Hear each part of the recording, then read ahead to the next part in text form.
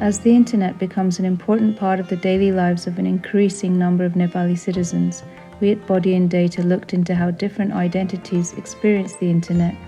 We explored the story of how the internet features into the lives of individuals from different backgrounds and the opportunities that exist to support issues of access and usage, autonomy and expression, and experience of online violence from a feminist perspective.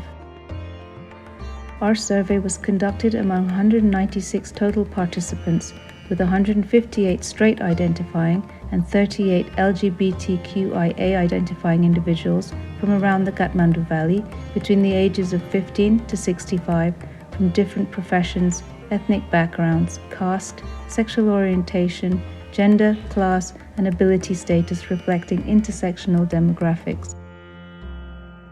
21 million mobile broadband subscriptions were reported in November 2019. However, as we dissected our data, we discovered a digital divide in access and usage, not just in terms of urban and rural settings, but also other variables such as literacy, gender, access to device and autonomy in using it, disability, tech proficiency, and language. The survey findings also showed how people across different gender identities and sexual orientation are not just passive recipients of internet content, but are also active participants who generate their own content. And we asked our participants regarding what they use the internet most for. Social networking, emails, work, and searching were the most prominent answers. In a country where online sexual expression is criminalized by the law in the name of obscenity and decency, our study shows that people find ways through the internet to explore and express their sexuality through sexting, dating apps, and watching pornography.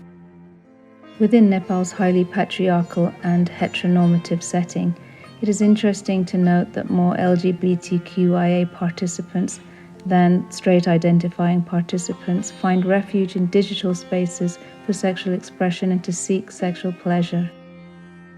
Autonomy and expression include the ability to have control over one's device and using internet for self-expression. Out of our LGBTQIA participants, 92.1% of them said they had full control over their devices, compared to 80.4% straight identifying participants. When we asked participants if their sexual identity affected the way they use the internet, 41% of participants who identified as straight said their sexual identity was not affected by internet use. In contrast, 69% of LGBTQIA identifying people said their sexual identity had affected their internet use. A significant number of participants stated that there had been a shift in their understanding of gender and sexuality due to the internet. Overall, according to our data, LGBTQIA participants' sexual identity did affect their internet use, and they accessed the internet to express themselves and seek pleasure more than straight identifying participants.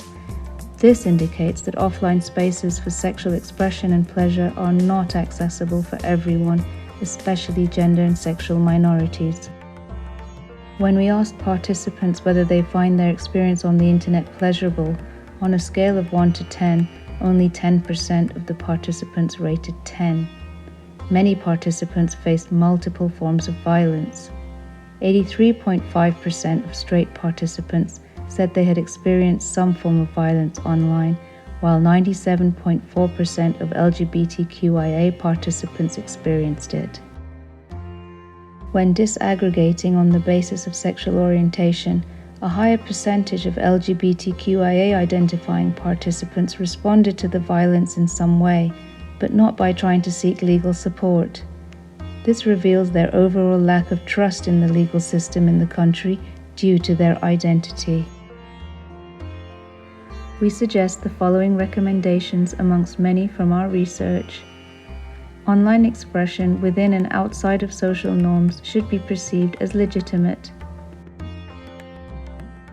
Experiences of marginalized communities in Nepal, which include those from Dalit and indigenous movements, as well as people of diverse gender and sexual identities and disabilities, should be addressed across different social movements.